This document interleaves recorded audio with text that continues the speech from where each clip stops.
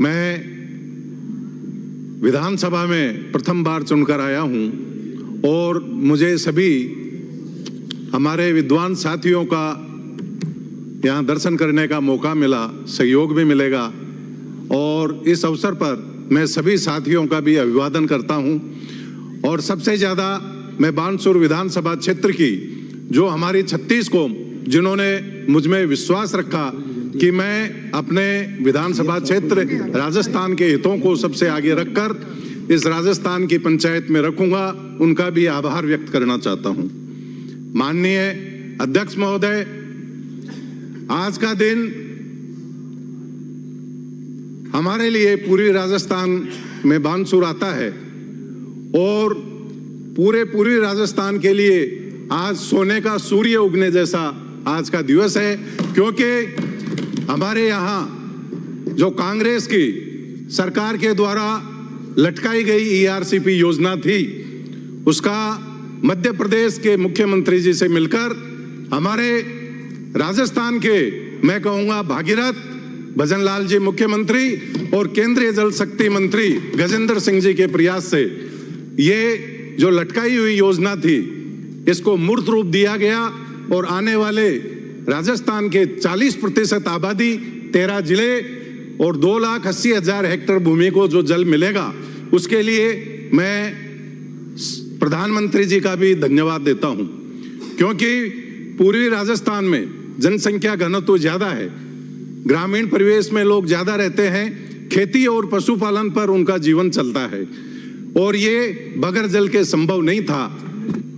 जिस तरह कांग्रेस सरकार ने इसका गतिरोध इस तरह से पैदा कर दिया, जो हमारी क्षमता थी, जो कानून में हमें अधिकार था कि जितना जल हमें मिल सकता है उससे ज्यादा मांगकर इस योजना को इस तरह से लटका दिया गया कि या तो उनको करना नहीं पड़े, क्योंकि वित्तीय कुप्रबंधन के कारण उनके पास इस योजना में देने के लिए पैसा नहीं था और एक ऐसी योजना बना दी गई जिसमें 15,000 करोड़ में केवल 500 क्यूबिक पानी, 500 मिलियन क्यूबिक वाटर हमें राजस्थान को मिलता।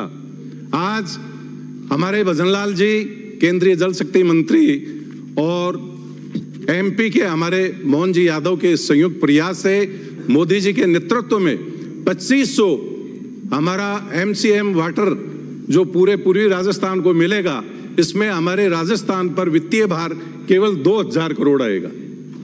तो ये बहुत अच्छी बात है और ये जो पहले ये इन्होंने योजना बनाई ये बहुत गलत थी और कांग्रेस की कभी भी जिस तरह से राम मंदिर को लटकाया, जिस तरह से 370 को लटकाया, एक देश में 2 विधान करके इस पूरे भारत की भूमि को हमेशा के लिए, हमेशा हमारे जो भारत के 140 करोड़ लोगों का भविष्य अंधकार में बना दिया गया। लेकिन 370 आज हट गया, एक देश एक विधान हो गया।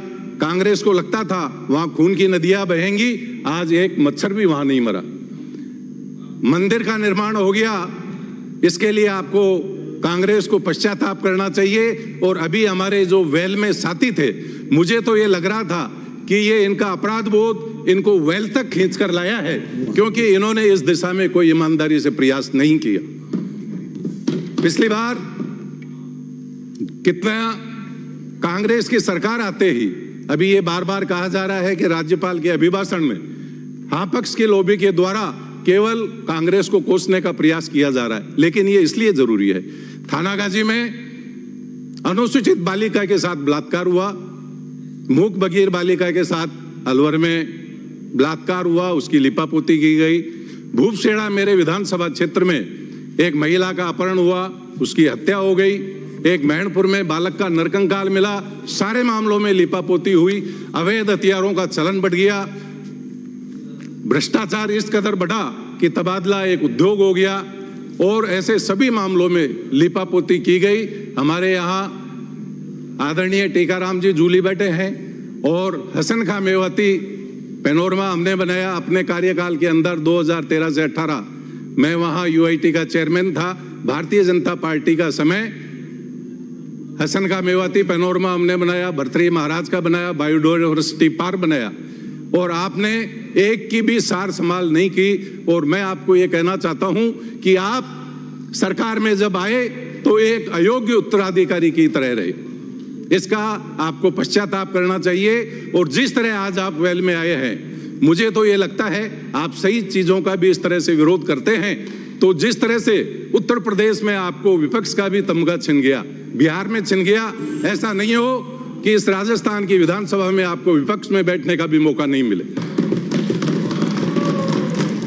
क्योंकि हमारे ग्रंथों में कहा, हमारे रामायण जी में लिखा है, जाको प्रभु दारुण दुख दे ही ताकि मति पहले हर ले।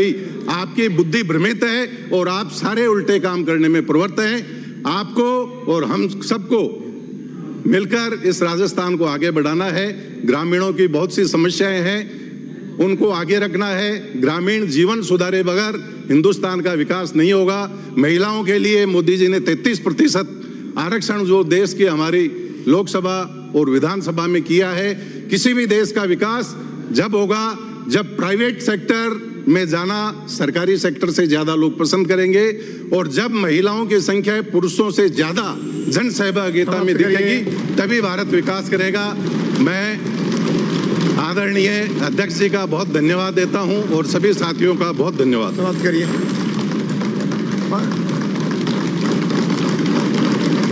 विराजिए। माननीय